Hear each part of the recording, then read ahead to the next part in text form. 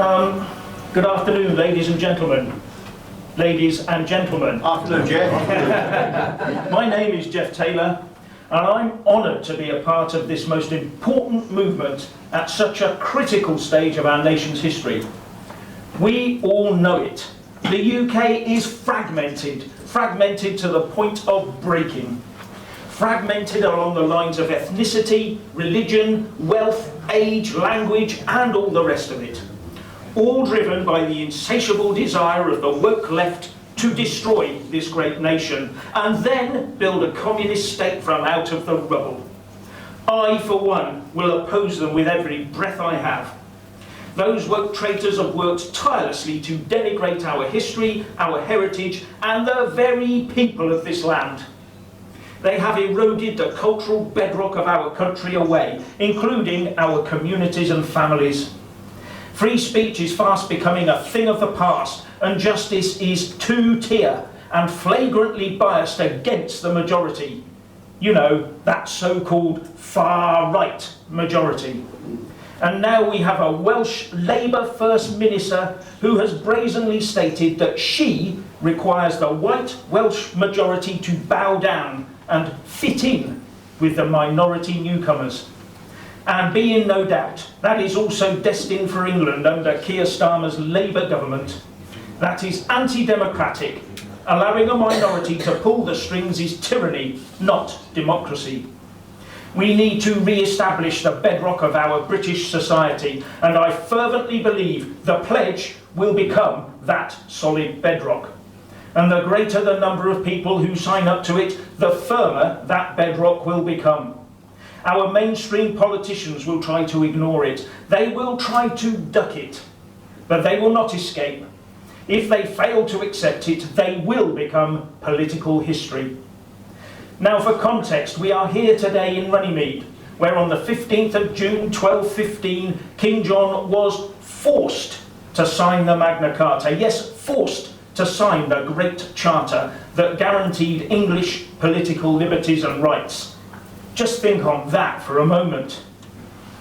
Now, this is not about isms. This is about rediscovering our cohesive and integrated society, our majority cohesive and integrated society. And that is why I am now signing the pledge.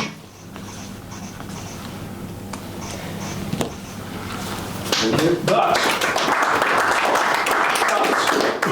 this is not just about words on parchment. This is about people. We need people to spread the message of the pledge, people like you. But more importantly, we need prominent people in society who believe in the UK to step up to the plate and fight the political fight. And here in this room, we do have several of those prominent people who can make a difference. And one of the more prominent of them is sat here, right in front of me, Ben Habib, the best Prime Minister of modern times that has not yet been elected. Not yet, ladies and gentlemen. And I know he is a believer in the UK because of his work regarding something that just about no other politician will even acknowledge, let alone talk about: the Northern Ireland Protocol. Yes, that fiendish device concocted by the Ramonas to try and reel us back into the evil empire once more. Did you know that Stormont will be voting next month on whether or not that protocol even continues? Ben does, but virtually no one else will talk about it. The Northern Ireland Protocol might sound like a minor concern, but Ben knows it isn't. He knows how damaging a border within the UK down the Irish Sea really is. That's why he's different from the rest in Westminster and the rest of them out there. And that's why he's important. All I will say is, welcome Ben, and invite him to say a few words. Thank you. Well,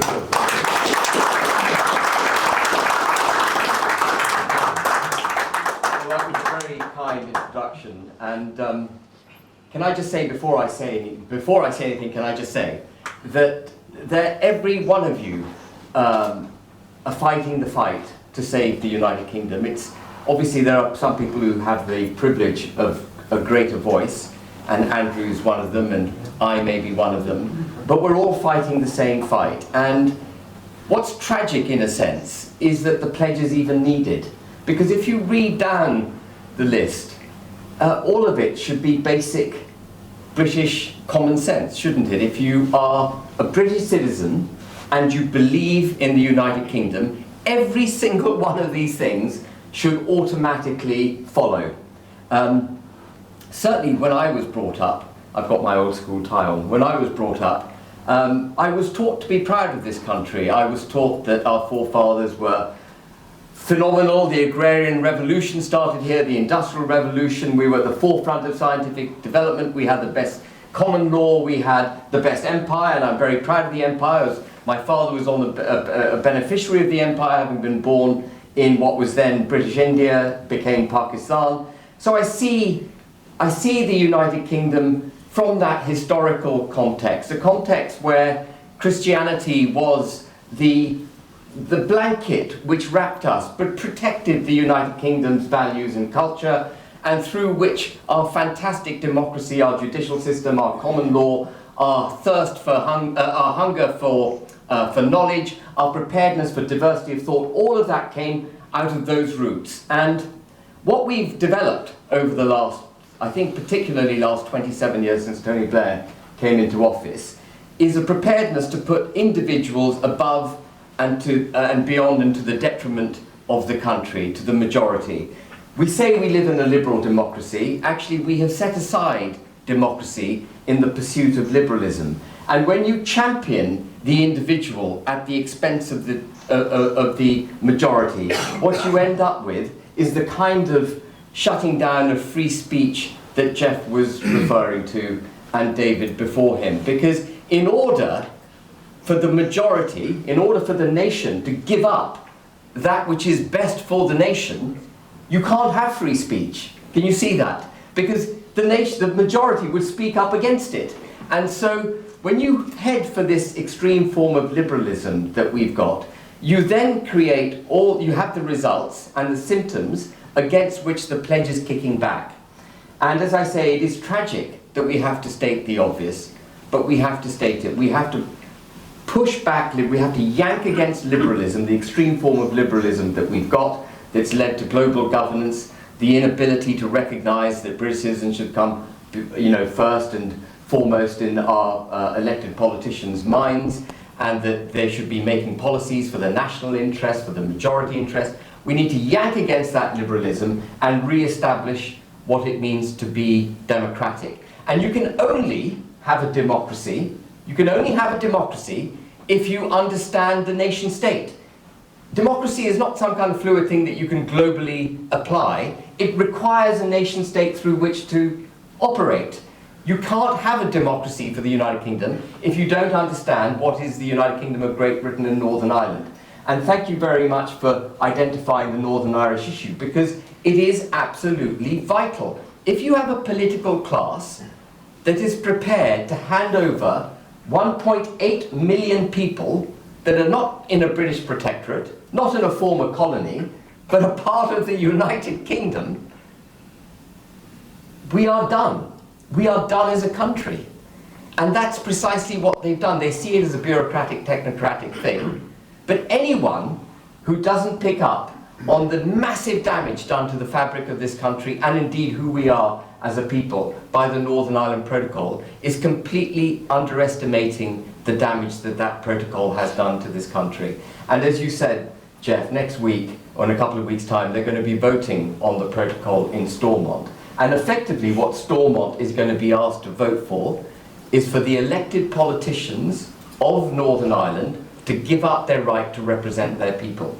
That is precisely what is at stake. The Northern Irish Assembly is going to vote, and they will vote in favour, to give up their obligation to represent their people. I don't think any politician has the right to do that. So we are where we are. Democracy has been undermined by this incessant march towards liberalism. I'm very, very grateful to those who drafted the pledge, who had the courage to draft what is bleedingly obvious to most people, but thank you very much for doing it. The obvious needs to be stated. I'm very, very grateful to all of you coming here today and for all the fight that you put up. And what I pledge to you is that I don't care which political party is in power. I don't care which political party is carrying the baton from time to time, ostensibly for these values. I will fight for these values for the rest of my life, inside a political party, or if necessary, outside it, and if absolutely necessary, in my own political party, whatever it takes to get these pledges done. Thank you very much, Lee.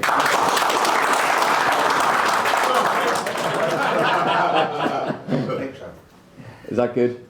Beautiful. Yes, thank you very much. Thank you, Ben. Thanks very much, Ben, for coming. It's a privilege to stand next to you while you're doing this. And again, thank you for what you're doing about Northern Ireland. There's 3 people here from Northern Ireland. Sorry, 4 people here from Northern Ireland today. So what you've done, Ben, we cannot express our gratitude strongly enough. I said it to you privately, I'm saying it to you publicly now. And the people of Northern Ireland know you and love you. And we want the people of the United Kingdom to get to know Ben and love Ben, and as Jeff said, see him as Prime Minister. I suppose a few things I want to just say. This isn't a pledge for the elites. That's why there's none of the elites in this room today. This is the pledge for the people. We've called it the People's Pledge. And Jeff talked about the Magna Carta. I believe that this is the Magna Carta for the 21st century. This document, and the people involved in this document, and the people that I believe will sign this document, will have the power to totally change and transform this country. Because I think we all agree this country's going in completely the wrong direction.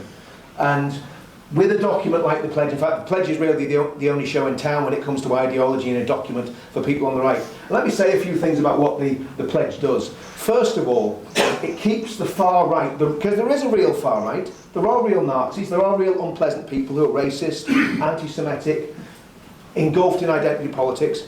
It keeps the real far right away from our sort of politics, and that's a massive, massive thing, and that's part of why the Pledge was designed. But it also gives a voice to the silenced people, because we've got friends, people that we know that have come to our events that are now sitting in prison. In fact, one of them died in prison. They're the people that the Pledge is about, and they're the people that the Pledge is for. We need to give a voice to the silenced people. So that's part of this. And for everybody else, the vast majority of the people of this country, the firemen, the farmers, the policemen, the soldiers, the businessmen, the builders, that's who the Pledge is for. It's not for an elite, it's for the people. And I believe if we can get 10 million people to sign this document, we can change this country. And that's our goal. We want 10 million people to be signed up to the Pledge. And then come the election in 2029 or whatever it is, when we have Ben leading a party. Yes. Well, or whoever. I mean, like Ben said, it's not a party political thing. So you've got the party sitting along the bottom, and above it, you've got the ideology of the Pledge, which is moderate. Yes, it's conservative. Yes, it's about British culture and about British values. And yes, it's about Christianity. And we must never forget that 1,500 years of Christianity has shaped what this great United Kingdom is. But this is for everybody, irrespective of race, creed, or class. This is the People's Pledge. And I'm going to invite everybody to come up and sign the People's Pledge, but I'm going to sign it first.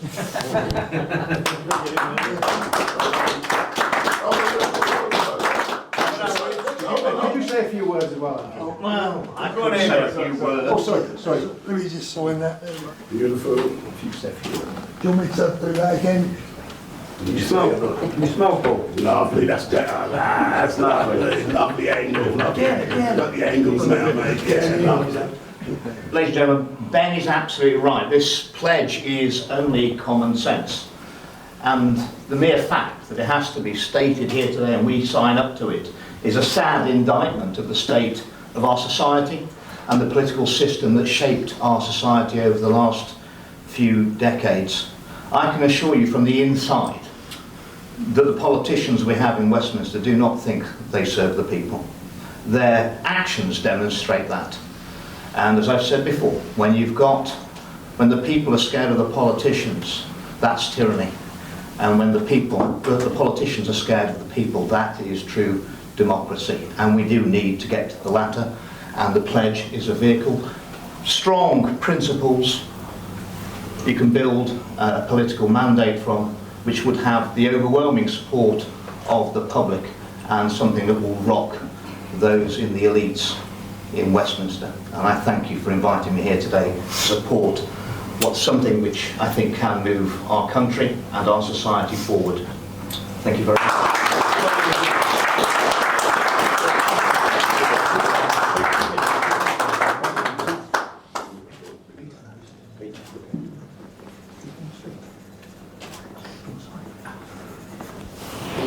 Yes, thank you.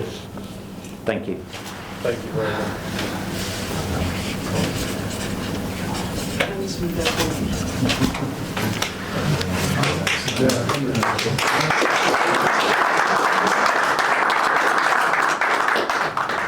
Thank you, it's an honour to be here today. Let's make Britain great again. And guys, as you sign it, feel free to say a few words. This is about freedom of speech, so we can't stifle people's freedom of speech at a freedom of speech event, so feel free to speak. What I'd like to say, I mean, this is new to me in terms of reading this and seeing this, but I've been saying for a couple of years that I feel that we've lost our way, and in terms of rights, we have an existing Bill of Rights, but none of those rights are actually being enforced. And if there was a political party that was prepared to campaign on this and campaign for a new Bill of Rights, even if it's reinforcing the existing Bill of Rights, it would put that into the public fore where people would understand that that party and those people campaigning on that front really gets what's missing from this country. Because when we look at the minority, the majority that are not voting, yeah, Ben spoke about that. The reality is, if that majority were to vote for one party, that would deliver something like a 550 seat majority in that House. And they're lost and forgotten because they feel disenfranchised and disengaged with the political elite, the political spectrum. And the reality is, campaigning on a Bill of Rights and reinforcing that would demonstrate to the electorate that we get them and they would then get us. Thank you. Thanks.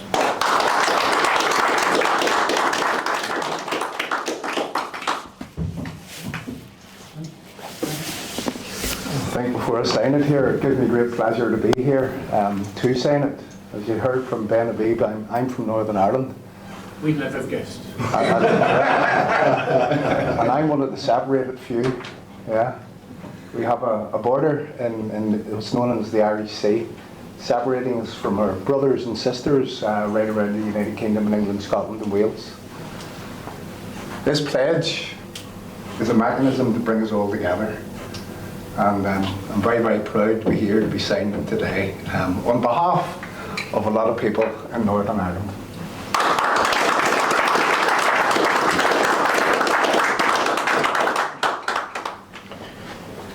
I'm the third generation of my family to be living in this great country of ours. I'm very emotional. My great-grandparents came to this country for safety. This country saved my family's life. My grandchildren have to have, at the moment, security at their school because there is a minority of people in this country that have declared war on us. This pledge, as far as I'm concerned, is designed to make Great Britain great again. And it is an absolute privilege for me to be here. My community can do to help this, we will do. We aren't many, but what we have got is the ability to try and help.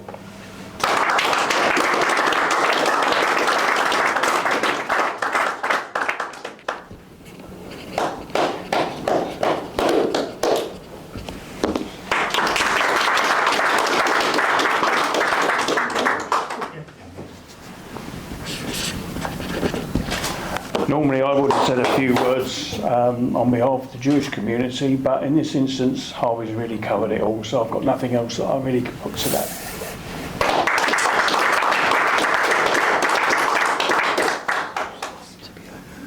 Thank you very much for inviting us, and yeah, if anybody ever needs any help or assistance, ever feels threatened, please give us a call. Paul Ford's got our number, Richard's got our number, and thank you so much. And yeah, it's an honour to sign a document. Thank you so much. We haven't got the outreach that a lot of you have, so we just appreciate everything that you are doing, and we'll do anything we can to help out with anything. God bless you all. Thank you very much.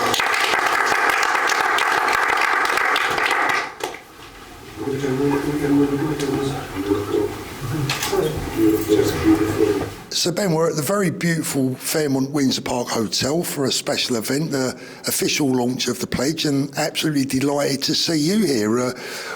What made you decide to, first of all, take a look at the pledge and then agree to come along and be at its launch? Well, I took a look at the pledge because I think you asked me to, Paul, didn't you? Yeah, I did, to be fair. And so I read it, and I mean, what I see in the pledge is basically a hark back to the restoration of British values and British culture. Everyone equal under the law, the family, the community, the country, the nation state, bringing us together within that democratic unit. And I don't know if you've seen some of the interviews I've been doing recently, and I may have talked about it when you kindly interviewed me on your podcast. But, you know, we talk about being in a liberal democracy. Actually, what's happened is liberalism is in control and democracy has had to take a back seat. And if democracy takes a back seat, and you end up just with the promotion of the individual, you turn your back on family, nation state, borders. Every individual becomes as important as everyone else. And of course, I'm not wishing to diminish the importance of any individual, but ultimately, democracy, the nation state, our value, our cultures, who we stand for, the promotion of our prosperity, all has to be done through the sovereign democratic unit of the United Kingdom. And that's been neglected. And what the pledge does, I mean, it doesn't say it expressly, but what it's doing is tying us back to the restoration of the United Kingdom. And that's where I think we need to go, the restoration of the United Kingdom. Absolutely, and we all need to unite. Now, you're one of the first, what I would call mainstream sort of household name politicians to come on board. That's very important to the pledge. We have many, many thousands of people already signed up to it pre-launch. How would you advise us to move forward with it in the future? Well, I think just put it out the way it is and not to be timid about it. Let it speak for itself. Let it speak for itself. There's nothing in there that should offend anyone. You know, if you feel British, if you care for the country that is the United Kingdom, you'd be proud to sign up to the pledge. Why wouldn't you? And we're very proud to have you as one of the first big signatures, Ben. I'm very proud to be here, Paul. Thank you very much indeed for inviting me. Thank you so much. All the best. See you soon. Thank you. Thank you. Andrew, you are the man in demand here today. It's taken me about 15 minutes to be able to get hold of you today. Thanks for coming along. You know, Paul, when you're hot, you're hot. Exactly. Thanks for coming along today to sign the pledge. And what did you make of the event? Well, I've travelled 137 miles down here today to sign the pledge. The principles are excellent. I think no reasonable person could argue against them. But I don't think you'll get any of the established political parties to sign that pledge. And even individual politicians currently serving, it counts for very little because, as I know, you're rewarded in the game of politics by doing what's right for your party, not what's right for the people. And that's where it's all going wrong. That's kind of the idea of the pledge in some respects, that we can hold it up to and say, well, why won't you sign it? Tell us why not. Which part of it don't you like? Exactly. And, you know, overwhelmingly, I think the vast majority of reasonable people in our country would support the pledge. And the mere fact, as I said earlier, the mere fact that we have to write the pledge down and sign it is a sad indictment of the society we're currently living in, which is moving in the wrong direction. It's going to be a very bad inheritance for our children and grandchildren, and it's a sad indictment of the political system that's created the society, the fractured, disunited society that we're living in today. But it doesn't have to be like that. I hope that we're going to have a demonstration that the change of leadership at the top in a country can very rapidly turn things around and the trajectory of society. And I think Donald Trump and his team are going to do that in America, and I think that's going to create a huge appetite for fundamental change around the world, and especially in the UK, and I think the pledge can be a cornerstone of that. Andrew, thank you very much for your time. Thank you much very appreciated. Much. So, another familiar face, Noel Wilcox. Noel, thanks for coming along to the signing of the pledge today. It's good to see you. What made you decide to come along? Well, firstly, thank you very much, Paul, for having me come down here. It's been an absolute honour. It's something that I feel very, very strongly about, the pledge.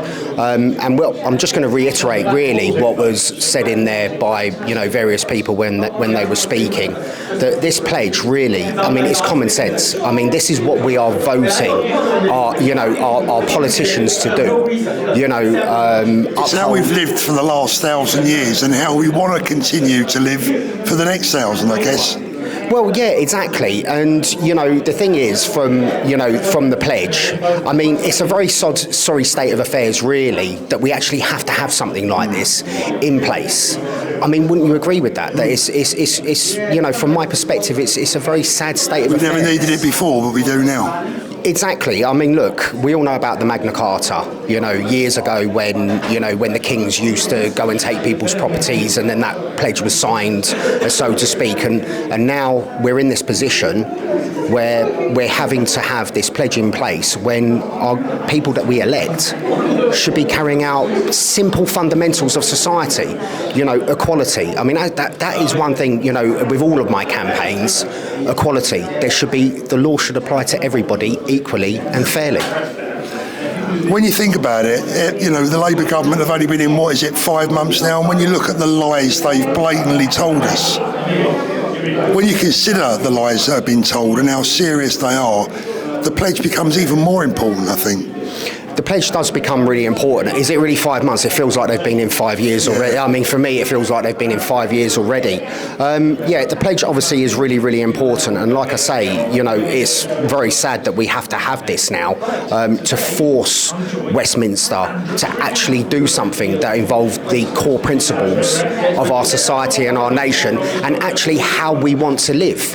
And what I want to see out of all of this and what I want to see eliminated is this overreach of the state, the way that the state is interfering in just every single element of our lives, from what you say to when you see your children, to what vehicle you drive.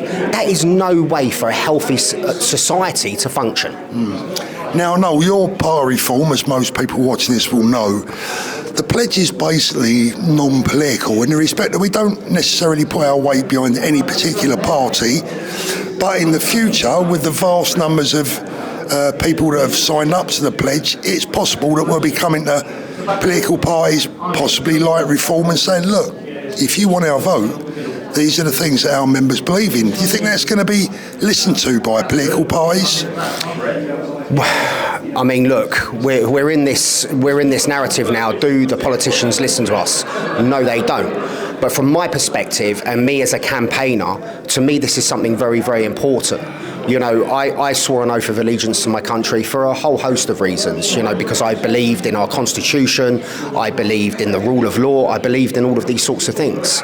So from my perspective and a campaigning perspective, the pledge is certainly something that I would definitely be pushing up the chain. And I would want the MPs that are elected now, the 5 MPs that we have, to pay close attention to this. I think the hope is that ultimately we get down the line and we have so many people that are willing to put their weight behind the pledge, and what it means is that we will actually be able to force political parties into listening, because if we bring them 4 or 5 million votes, that's a big, that's a very tempting thing to be able to put in front of them. Well, look, in the last election in July, obviously we had the contract with the people, and that's kind of how I see the pledge. Yeah. It's like a contract with the people, isn't it? Yeah. So I think Reform, we're halfway there, really. But what I would like to see is them look at this, adopt it, and undertake those values that are in that pledge. It's amazing. There's nothing in there that's offensive, is there? Anyone should be able to sign it. Anybody from any walk of life should be able to sign that pledge. There is nothing in there offensive. There's nothing in there that would create any form of division or hate or anything like that. It's very innocent. Completely the opposite, actually. But obviously, look, we have got a lot planned. We've got a lot of ambitions. Noel, you're definitely one of the good guys, and we thank you so much for turning up today and for signing the pledge, and hopefully we'll see you again soon. Paul, it's an absolute in pleasure. Parliament, hopefully. Well, hopefully one day, yeah, that would be that, or in some sort of official capacity. That would be nice. Yeah. All the best, Noel. Really good to see you, Paul. Thanks a lot. Cheers. Richard, you know, look, we keep telling people that we're working hard and doing our best. Obviously, for a number of reasons, we couldn't announce this today publicly before, but the official launch of the pledge, if that's what you want to call it. What did you make of the day? I thought it was fantastic. I really did, Paul. I mean, I don't normally get nervous about stuff, right? And nothing fazed me. You weren't quite yourself this morning, was you? I wasn't settled. I mean, I thought there's so many moving parts to this, so many things can go wrong, and I think it went absolutely fantastically well. I think we, you know, everybody had their say. Everybody, you know, did really well in the way they came across. I think it was fantastic. I think it was. I mean, Ben's speech was superb. Well, Ben is superb, isn't he? And it was nice to see. Ben was probably, for me, the icing on the cake because, you know, he brings real credibility. Not that there's a lack of credibility, but he brings real credibility to what we're doing. He absolutely does. I mean, and that's always the thing. It's always basically matching what we know is right with the people that can actually make a massive difference. Because at the end of the day, we could be shouting at the wind for the next 10 years and get absolutely nowhere. We've got to connect with, and I mean, the thing is about Ben's so easy to connect with. He's one of the people in politics, same with Andrew, they're really nice people. You know, they're not arrogant or egotistical. They're just genuinely nice people and people that you would follow. You know, and that's rare when it comes to politicians. That's rare. I mean, I think what this is to me, it's almost like there was, you know, it's almost like a Trumpian moment in a way. And I tell you why. Not because there's a Trump, but the pledges are Trump. So the pledges are Trump card because the pledge is a set of ideas and ideals that every single right-minded person should get behind. Because of what it's about. It's about bringing people together. It's about common sense. It's about British values. It's about our culture. It's about celebrating that, and that's what. So the big question is then, Richard, why would any, let's just call them mainstream politicians, Keir Starmer, why would he not want to sign the pledge? Do you really want me to give you the answer? Give me the answer. Well, he's a traitor. Keir Starmer won't sign it because he hates Britain. He's shown it by his actions. There's your answer. Yeah, I think it's as simple as that. You know, ideologically, he can't sign that. Keir Starmer would not be able to sign that. There's many politicians out there, many MPs. Yeah. Those that are with Reform, for an example. Many of the Tories, for an example, should and probably could and should sign the pledge. I agree. And the pressure is now on. I would love to see. I mean, I would like to see Suella Braverman, Robert Jenrick. Even the leader, Kemi Badenoch. Why not? Why not sign that document? Well, I was going to say, Richard, I think what we've managed to achieve here is that the pressure is now on these people to sign the pledge, and if they don't, the question has to be, well, why not? It's not just on them to sign the pledge, Paul. It's on every single right-minded British person to sign the pledge. Every single one of them should be signing it because it's such an inclusive, wholesome, common sense document. Why wouldn't you sign it? You know, I mean, so that's the key. The key is that it's for everybody, and now everybody needs to sign it. So if you haven't signed the pledge already, thepledge.org.uk, get on the website, sign it, and then we'll be in touch. Last question, Richard. Is this potentially the British people's last chance? Absolutely. It's the Magna Carta for the 21st century. It's about giving them freedom. It's about giving the British people their voice back. That's what it's about. That's why, you know, people have asked me who's behind it, and we're not telling people who's behind it, not because we're hiding it, but because it belongs to everyone. It belongs to the people. Yeah. It's because what we don't want is someone go, oh, it's me. You know. Now I was involved. I've been involved in it since the beginning, but it's not my pledge. You know, you've been involved a long time, Paul. You know, it's not mine either. Yours, no. There's other people who's been involved from the beginning. It's not theirs. It belongs to the people, and that's why we're not being deliberately evasive. We're just saying no. We're not going to have somebody. We don't want a hierarchy. We don't want a hierarchy. We don't want somebody controlling it. It's basically it is the people's pledge. The document stands on its own merits. The document has been forged by many different people over many years. It's a very powerful document, and it is for the people. And what we've done with the website is given people a mechanism to join that. And again, you know, we'll keep developing the website, but the text of it will be very. it takes a lot for us to change the text of the pledge, and it needs to be voted on and so on and so forth. So it's pretty much going to be very much the same as it is now ad infinitum, because what we can't do is have a death by 1,000 cuts. Yeah, exactly. Just personal note, Richard, thanks for all your work and your effort and, you know, the time that you've put in. You're here today from Northern Ireland, you've got to fly back. It's not easy, is it? No, it's not easy, but thank you as well, Paul, because you put just as much work in. I know the work you did in the background to get certain people to this event, and it was fantastic. I appreciate that. Well, I mean, Paul, people don't know what you do either, because you keep saying about, I know what you do, I know the connections you've made, I know you're on it all the time, you're phoning people, you're connecting with some very, very high profile people across the board. Now, whether they reciprocate that is if they don't reciprocate, it's their loss, mate. It's as simple as that, you know what I mean? Exactly. So if Paul's got in touch with you, you're not talking to me, you need to talk to him, because you're missing out.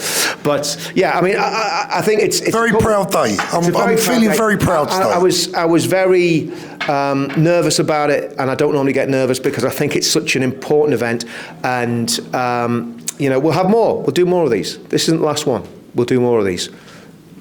Exciting times. Let's bring this guy in. No, this guy is a star. What he's put into this is a star. And so is he as well. and so's Jeff. I mean, it's the Three Musketeers. The only one's missing is D'Artagnan. You know? So no, listen, we're going to do it, and you know, it's the first step in a long, long journey. But you know, we don't give in, do we? No, we don't give in. We don't give in, and like we have been against a little bit of adversity, to say the least. Just a bit. Richard, thank you so much. Yeah. Safe journey back to Northern Ireland. All the best. Cheers. Jeff, I think we can say a very proud and successful day, don't you? I'm absolutely thrilled with that response. That was absolutely fantastic. It went like a dream as far as I'm concerned. What gets me is that people actually understand what the pledge is all about. Well, it's very easy to understand, isn't it? Well, that's the whole point, isn't it? It's been written really well by the original drafters. I mean, we've had a little bit to say here and there, but nothing too much. But the whole concept is just, as everybody said, it's just common sense, and it's what the politicians in Westminster should be doing already. They should be listening right now, shouldn't they? They better start listening, because we're coming after them now. I mean, with people like Ben Habib, Peter Whittle, Andrew Bridgen and others signing this, we are now taking off, and this is going to become, I think this is going to become the document of the century, and people are going to look at it and go, yes, I believe in this, and I want our politicians to do what it says on there, to act in the way that fulfills the requirements of the pledge. I think for a long time now, Jeff, you and I, you know, we've both got fairly big, successful channels, and a lot of feedback I get is that people say, look, there's a lot of talk, and we're always telling people about the things that are going wrong. Let's have something positive. Today, we have something very, very positive. Oh yes, extremely positive, and it's really fantastic to see. It was just unanimous in there in the room. Everyone just went up and signed it. We didn't have to cajole anybody. We didn't have to. They just went up and signed it, and it was just brilliant to see. And I'm hoping that this can carry forward. And we now need to get this out on social media. We need to get the people to go to the website, sign the pledge electronically, and then start telling their friends. And we will be pushing this on social media for you to help you to do this. It's really important. Let's hold these politicians to account. They have let us down. And now, I can only speak for myself, Jeff, but on this occasion I can speak for you and Richard and the other guys. The amount of work, the effort, the love, the passion, the time that's gone into this today. Everyone out there is always saying we need to do something. Well, guys, I'm hoping that amongst us we've delivered. It's now your turn to help us and get this pledge signed by yourself, by your friends, and by everyone that you know and are associated with. It's over to the viewers now, Jeff, right? Yeah. Well, the thing is, please remember, it's not our pledge. Just because we've been pushing it and a bit instrumental, it's the People's Pledge. That's what it's called. It's the People's Pledge, and it's really important that you sign up to it and take a bit of ownership of it. This is ours. This is the People's Pledge. So don't expect us to sort of do everything, because we can't. All we're asking you to do is just go there and sign the pledge, and the more signatures we get, the more the politicians will have to listen. It's all about taking power back. It's all about taking our country back, and it's all about ultimately the British being victorious. And ultimately, Jeff, we usually are, right? Oh, absolutely. We're British. Thanks, mate. Good to see you. It's great. Thanks.